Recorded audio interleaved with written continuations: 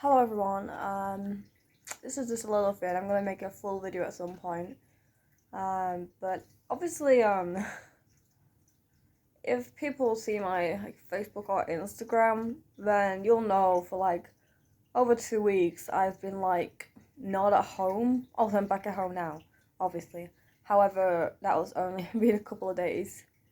Um, so okay, so about 3 weeks ago, 3 4 weeks ago, my dad was like, okay, you need to get some more professional help and all that. I was like, okay, I'll book a doctor's appointment. Just to get, I need to get some help with my mental health sort of stuff. So I was like, okay, I'll go do that. And nowadays you have to do everything by apps. And I had to book the appointment on the app.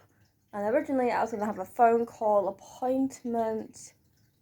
On a Monday, sometime in the afternoon. And unfortunately, I missed it because it never specified what time. And in the end, I didn't know if it was going to happen. But then afterwards, I got a message from the doctor's surgery who said basically to rebook the appointment at the reception. So then on that Thursday, after, the Monday and all that, I went into town, went to the doctor's surgery, not very easily, I will admit, and I said, oh yeah, I need to rebook an appointment, and then I asked if I could do it in person, as I'm really not so good with phone calls, and that was fine, and they actually managed to get me booked in for the next day.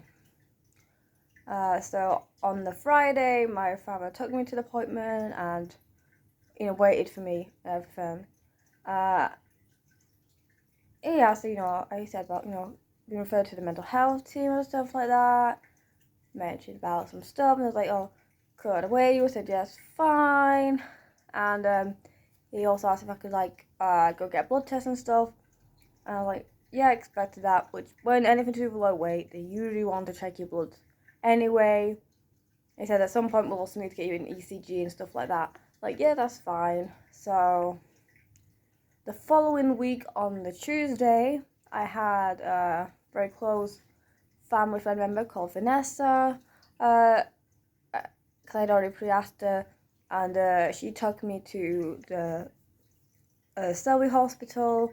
I didn't want to risk walking there from the bus station and having to do the bus back, because me and blood tests usually have a near syncope, which is near fainting, and that with buses just wouldn't have been very good. So I got the lift there. Vanessa came with me.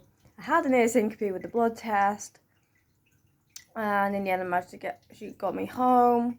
And then later that night, it was the 12th of December when the blood test happened. And then about 1:45 midnight, and then for next hour or two, I ended up having 4 missed calls because I didn't answer them because I suspected them to be spam. Gosh, scammers. So obviously, don't answer. Well, there was a couple of voicemails. So in the end, even though I thought it could still be scammers, I hesitantly listened to the voicemails. And from what I gathered, it was the 111 outreach sort of number, and it was basically something to do with my bloods, which I'd gotten done the same day. I thought about getting in touch with 111, etc. So I contacted Vanessa and asked her what I need to do because she works at a hospital. So I asked her, and I was like, I don't know what they're trying to say because I don't tell me what's wrong with my bloods.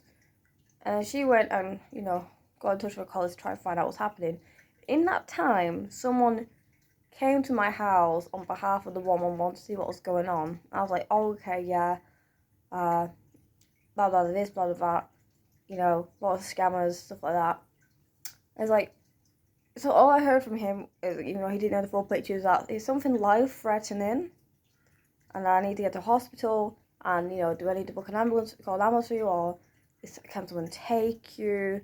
I'm like, oh yeah, I have someone coming, she'll be able to take me, which was Vanessa, who I was talking about.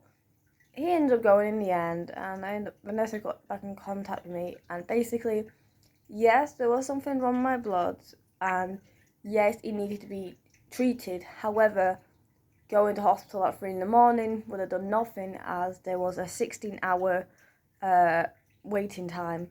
So she said to book, call the doctor in the morning and talk about it. From there, I got into the doctor's surgery the next day on the 13th. We did an ECG, and from then they called the ambulance. And then, after waiting from 11 a.m. till just before 3 p.m. when the ambulance arrived, and then I was rushed to York Hospital. And then I found out what was wrong with me.